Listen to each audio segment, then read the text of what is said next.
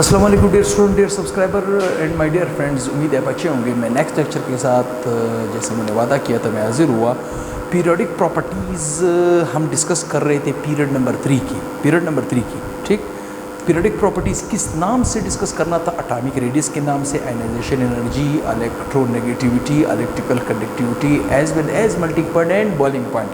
ये 5 प्रॉपर्टीज़ हमने इस पीरियड नंबर 3 के डिस्कस करने हैं वन बाय वन। ठीक, तो सबसे पहला प्रॉपर्टी है जिसे हम कहते हैं एटॉमिक रेडियस या एटॉमिक साइज। क्या कहते हैं? एटॉमिक रेडियस या एटॉमिक साइज कहते हैं। ठीक, सबसे पहले मैं इस पीरियोडिक प्रॉपर्टीज़ को डिफाइन करने वाला हूँ। मतलब पीरियोडिक प्रॉपर्टीज़ कौन सी प्रॉपर्टीज़ होती है? ऐसी एलिमेंट की ऐसी प्रॉपर्टी जो एटॉमिक नंबर के बढ़ने से एटम के अंदर कुछ ना कुछ चेंज आए as compare to its neighbour atoms. ठीक, ऐसी प्रॉपर्टीज़ को हम क्या कहते हैं? Periodic properties. जिसने पिछला लेक्चर नहीं देखा है वो उस लेक्चर में देख सकते हैं। उसमें मैंने इलेक्ट्रॉनिक स्ट्रक्चर भी निकाला था। हमने कहा था इलेक्ट्रॉनिक स्ट्रक्चर भी सारा डिपेंड करता है किस चीज़ पर? पीरियोडिक प्रॉपर्टीज़ पर। तो सबसे पहली प्रॉपर्टी है एटॉमिक रेडियस या साइज ऑफ एटम्स भी कह सकते हो आप इसे। ठीक, सबसे पहले हम इसको डिफाइन करने वाले हैं। ठीक, जब हम इसको डिफाइन करते हैं तो इसकी बड़ी मुख्तसर डिफिनेशन है। हम कह सकते हैं दी एवरेज डिस्टेंस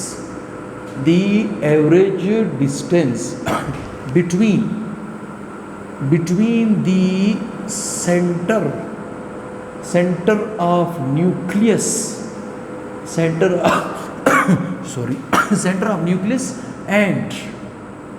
and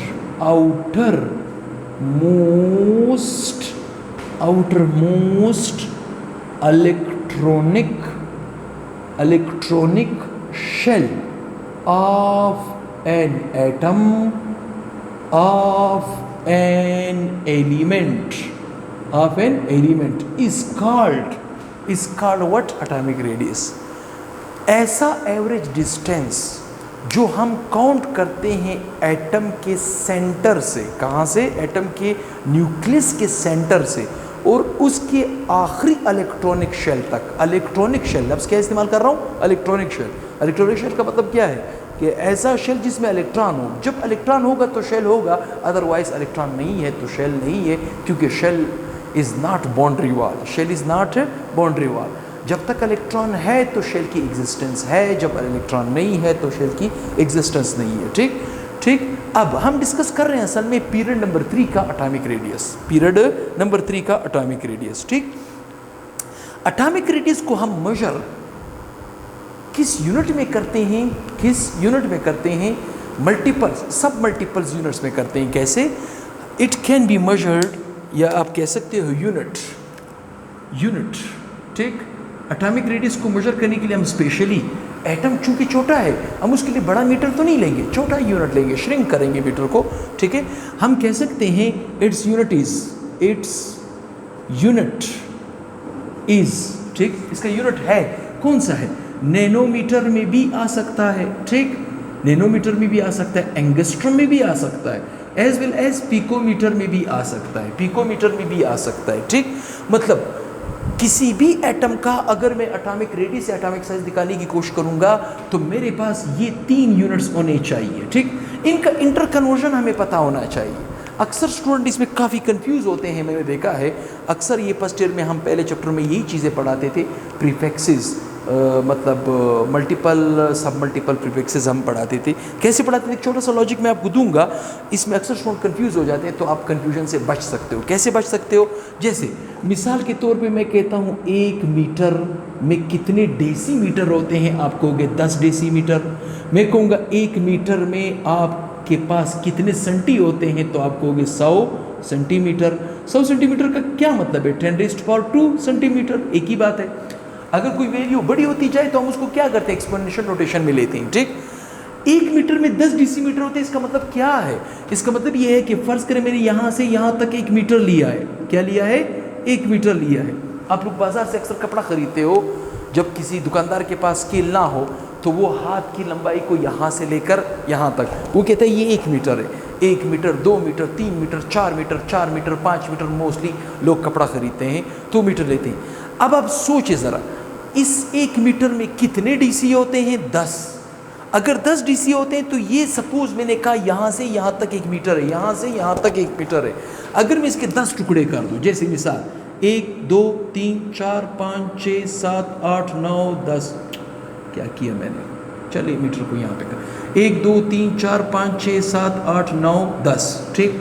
मतलब यहाँ से यहाँ तक 1 मीटर था। अगर मैं इसके 10 टुकड़े कर दूँ, गौर से सुने इस बात को, इस टुकड़े को भी डीसी कहते हैं, इसको भी DC DC DC DC DC DC DC and DC and DC. कहने का क्या मतलब है, अगर 10 डीसी को मैं कनेक्ट करूंगा तो वो 1 मीटर बनाएगा। तो आप जरा सोचें, क्या मीटर बड़ा हुआ, ये डीसी मीटर बड़ा हुआ, मीटर 1 है, कितने डीसी के बराबर है, 10। इसी तरह 1 मीटर में कितने आते हैं, 100 सेंटीमीटर। इसका मतलब है यहाँ से लेकर यहाँ तक जो मैंने 1 मीटर लिया था, अगर मैं इसके 100 टुकड़े कर दूं, आप सोचिए ज़रा, वो टुकड़े कितने छोटे हो जाएंगे, वो टुकड़े इतने छोटे हो जाएंगे, इतने छोटे हो जाएंगे, लेकिन फिर भी आपको नेकेड आई से नज़र आएंगे। क्या चीज़, नेकेड आई से नज़र आएंगे, ठीक। मतलब अगर इस 1 मीटर के मैं 100 टुकड़े करूं, पहले मैंने 10 किए थे, अब मैं कितने करूंगा, 100 टुकड़े और भी छोटे हो जाएंगे। इसका मतलब सेंटी और भी छोटा है, सेंटी और भी छोटा है एज कम्पेयर टू डीसी। यहाँ पे मैंने लिखा है नैनो, एंगस्ट्रम और पिको। नैनो तो बहुत ही छोटा है, नैनो का मतलब क्या है, अभी देखिए मैं यहाँ पे आपको रेड पेन से लिख के दे रहा हूँ। कैसे, 1 मीटर में आपके पास होते हैं 10⁻⁹ नैनोमीटर। क्या मतलब इसका, इसका मतलब है 10⁻⁹ का मतलब क्या है, 10⁻⁹ का मतलब है एक के साथ आप 9 सिपर लगाए, 1 2 3 4 5 6 7 8 9।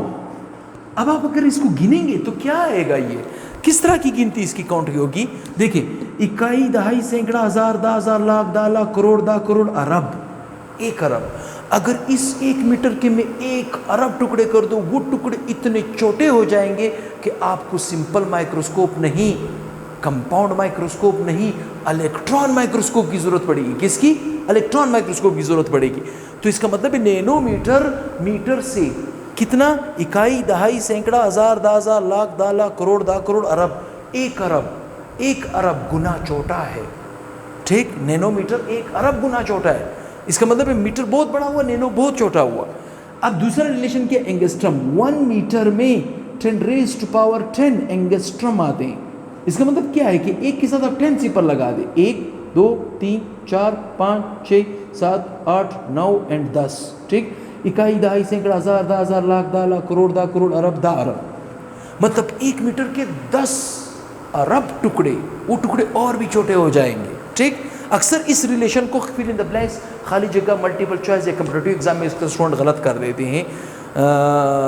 वो इस बात को नहीं समझते हैं। गौर से सुने, अगर मेरे को 1 मीटर में कितने नैनो आते हैं तो आपको 10⁻9, अक्सर कहते हैं -9, उन्होंने सिर्फ -9 को सुना होता है। बेस यूनिट को देखा करें, बेस यूनिट को, 1 मीटर में 10⁻9 नैनोमीटर आते हैं, 1 मीटर में 10⁻10 एंगस्ट्रॉम आते हैं, 1 मीटर में 10⁻12 पिकोमीटर आते हैं। कितने आते हैं, पिकोमीटर। 10⁻12 का मतलब क्या है कि एक के साथ 12 सिपर लगा दे, 1 2 3 4 5 6 7 8 9 10 11 12। अब आप इसको गिने, इकाई, दहाई, सैकड़ा, हजार, 10,000, लाख, 10 लाख, करोड़, 10 करोड़, अरब, 10 अरब, करब, 10 करब, 10 करब, 10 करब। इस 1 मीटर के अगर मैं 10 करब टुकड़े कर दूं, वो टुकड़े इतने छोटे हो जाएंगे कि इलेक्ट्रॉन माइक्रोस्कोपी कहीं कहीं पे जाके उसकी मेजरमेंट कर सकेगा, कहीं कहीं पे जाके उसकी मेजरमेंट नहीं कर सकेगा। ये नॉलेज मैंने आपको क्यों दिया, ये नॉलेज मैंने आपको इसलिए दिया क्योंकि बुक में यही चीज उल्टी सेंस में लिखी हुई है, ठीक। कैसे, अभी देखें, मैंने कहा 1 मीटर में कितने नैनो आते हैं, आपने कहा 10⁻9। अब मैं इसी बात को उल्टा करके बयान कर रहा हूं, लाइक दिस। कैसे, 1 मीटर में 10⁻9 नैनोमीटर आते हैं। अब मैं कहने वाला हूं कि 1 नैनोमीटर में 10⁻⁹ मीटर होते हैं। बुक में ये लिखा हुआ है, ठीक। वो कहते हैं कि एटम का size, atomic size, atomic radius को नैनोमीटर में मेजर किया जाता है। 1 नैनोमीटर किसके बराबर है, 10⁻⁹ मीटर के। इसी बात को मैंने इधर सीधा करके समझाया, वहाँ पे उल्टा करके समझा रहा हूँ, ताकि आपके जहन में ये रहे कि आपने इस रिलेशन को देखना है। अगर खाली जगह में आया कि 1 मीटर में कितने नैनो आते तो आपको 10⁻⁹ नैनोमीटर, लेकिन अगर वो सेंटेंस इस तरह आया कि 1 नैनोमीटर में कितने मीटर आते तो आपको 10⁻⁹ मीटर। बेस यूनिट क्या लग रहा है? मीटर। इधर क्या लग रहा है? नैनोमीटर। अगर 10⁻10 के साथ नैनोमीटर लिखा था तो 9 होगा, और अगर 10 के साथ मीटर लिखा था तो -9 हो जाएगा। वही बात। अब इसी बात को इसको भी मैं उल्टा कर सकता हूँ। कैसे? मैंने यहाँ पे क्या कहा? 1 मीटर में कितने एंगस्ट्रम आते? 10⁻10 एंगस्ट्रम। तो यही बात मैं कह सकता हूँ कि 1 एंगस्ट्रम में कितने मीटर होंगे, तो आपको 10⁻10 मीटर। क्या कहोगे? 10⁻10। वही बात है, जस्ट उल्टी करनी है, काम को इधर से पकड़ना है। 1 मीटर में कितने आते? 10⁻12 पिकोमीटर। तो आप कहोगे कि 1 पिकोमीटर में 10⁻12 मीटर आते हैं। ठीक? हाँ, आपके बुक में ये वाला मटेरियल दिया हुआ है। Got it my point? ये वाला मटेरियल दिया हुआ है। आपने इस बात को अच्छी तरह सोचना है। कभी कभार एग्जाम में, कॉम्पिटिटिव एग्जाम में इसी बात को ट्विस्ट किया जाता है, घुमाया जाता है। इस तरह होता है कि 1 मीटर में कितने आते हैं? नैनोमीटर आते हैं। अक्सर स्टूडेंट किसको क्लिक करते हैं? 10⁻9। गलत। 10⁻9 नैनोमीटर। अगर इसी बात को मैं उल्टा कर दूं, 1 नैनोमीटर किसके बराबर है? 10⁻9 मीटर। इसका मतलब है कि हम एटम की मेजरमेंट किस में करेंगे? नैनोमीटर में, एंगस्ट्रम में करेंगे, पिकोमीटर में करेंगे। यहाँ पे चार्ट दिया हुआ है आपकी बुक में, उसी चार्ट को देखिए। मेजर्ड वैल्यू इसमें हम कोई चेंज नहीं ला सकते। ठीक? हम किस चीज़ की बात कर रहे हैं? पीरियड नंबर 3 की बात कर रहे हैं। और मैंने आपको कहा था कि पीरियड नंबर 3 को आपने ट्यूब की शक्ल में याद रखना है, कुछ इस तरह। ठीक? कुछ इस तरह 1 2 3 4 5 6 7 एंड 8। ठीक? इस तरह ट्यूब की शक्ल में याद रखना है। सही? पीरियड नंबर 3 को। ठीक? पीरियड नंबर 3 में कौन से एलिमेंट है? इसका शॉर्टकट मैंने बताया था। मैंने कहा एक एब्रिविएशन याद रखने, NMAS/PSCA। NMAS/PSCA बड़ा आसान एब्रिविएशन है, आपकी फिंगर टिप से फौरन आ जाएगा। कैसे? N का मतलब है सोडियम।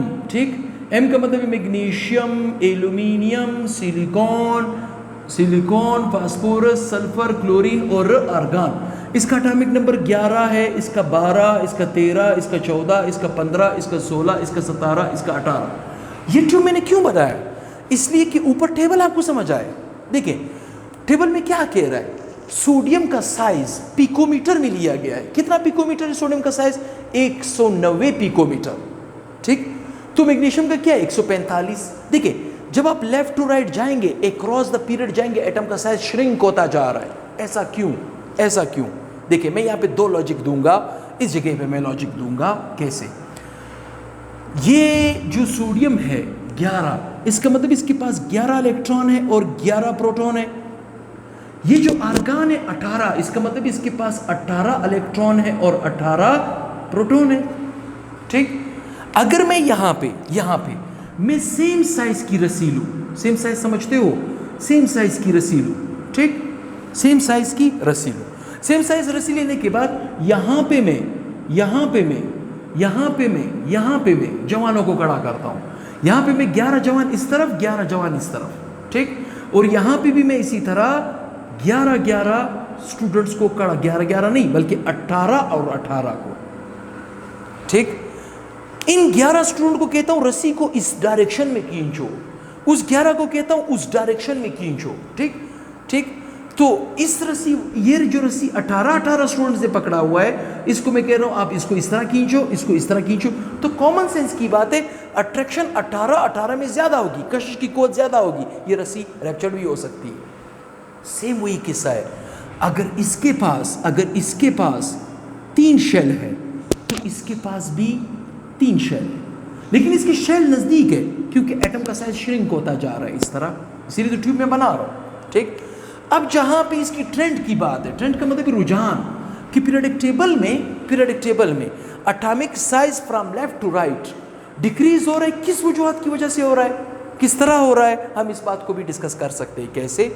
हम कह सकते हैं the trend of atomic size या atomic radius in period number 3। ठीक? तो हम कह सकते हैं दी एटॉमिक साइज या radius of period number 3 elements, ठीक है, decreases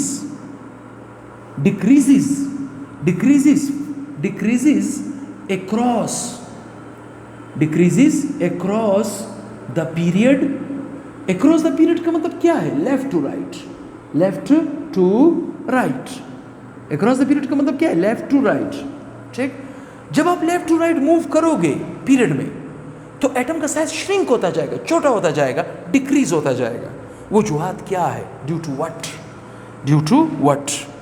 किस वजह से? ड्यू टू किस वजह से? वजह क्या है? वजह मैं आपको समझाता हूं। वजह ड्यू टू इंक्रीजमेंट ऑफ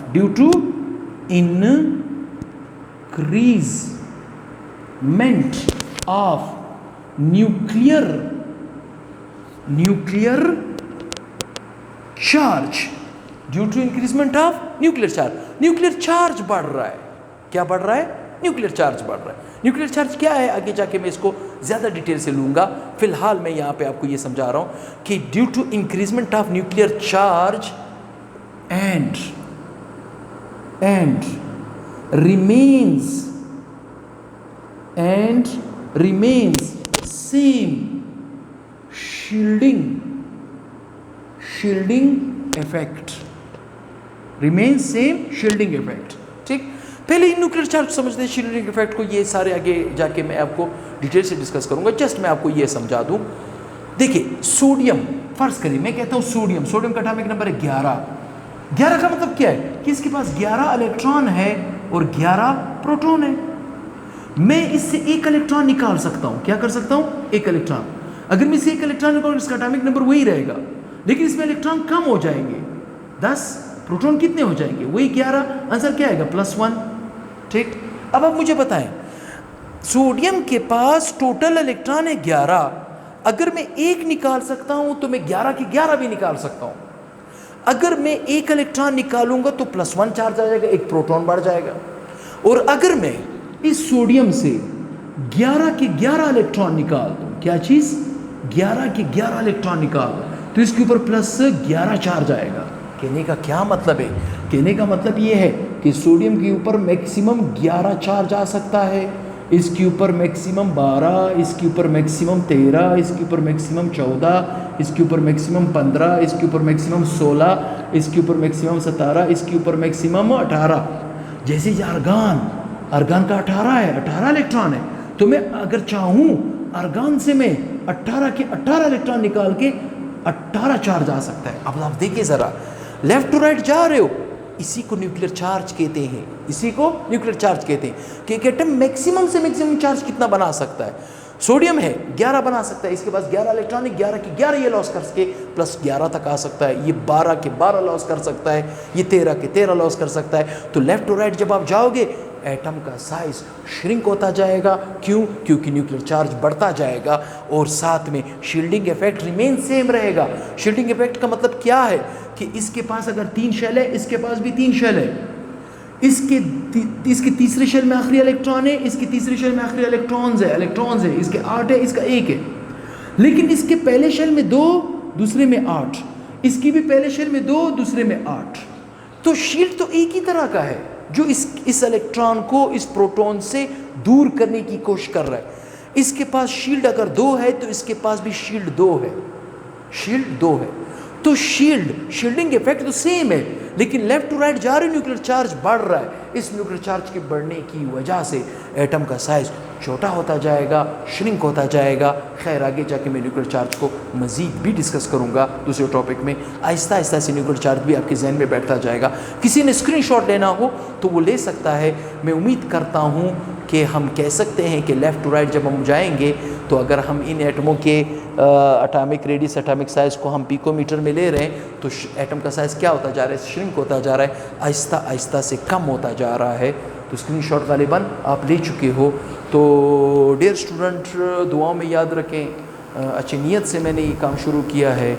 आप मेरे चैनल को जितना प्रमोट कर सकते हैं करें, अपने दोस्तों के साथ जितना शेयर कर सकते हैं करें, स्पेशली उन स्टूडेंट के लिए जो ट्यूशन्स वगैरह अफोर्ड नहीं कर सकते हैं, जो दूर दराज इलाकों में हैं, गाँव में हैं, ऐसी जगह पे है जहाँ पे उनको टीचर अवेलेबल नहीं है। अगर वो भी मेरे चैनल को सब्सक्राइब करेंगे, बेल आइकन दबाएंगे, तो जब कभी वो यूट्यूब खोलेंगे ऊपर बेल के निशान पे उसको एक नया नोटिफिकेशन आ चुका होगा, तो वो अपने कोर्स को अपने घर में बैठे बैठे भी मेरे चैनल से फ़ायदा ले सकता है। आजकल तो जोंग और टेलीनार वालों ने बहुत अच्छा स्मार्ट पैकेज निकाला है।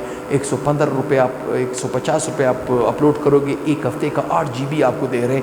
मेरा चैनल आप 10 दफ़ा देख सकते हो, जितनी वीडियोज़ इसमें है आप उससे फ़ायदा ले सकते हो। नोट्स बना सकते हो, नोट्स बना सकते हो, मेरे वीडियो से अच्छे अच्छे नोट्स बनाओ। और मैं दुआ करता हूँ कि आप लोग अपनी ज़िंदगी में कामयाब रहो और मुझे दुआओं में याद रखो। मेरे चैनल को ज़्यादा से ज़्यादा शेयर करो, सब्सक्राइब करो और बेल आइकन दबाया करो। बहुत ही जल्द हाजिर होगा। अल्लाह हाफ़िज़।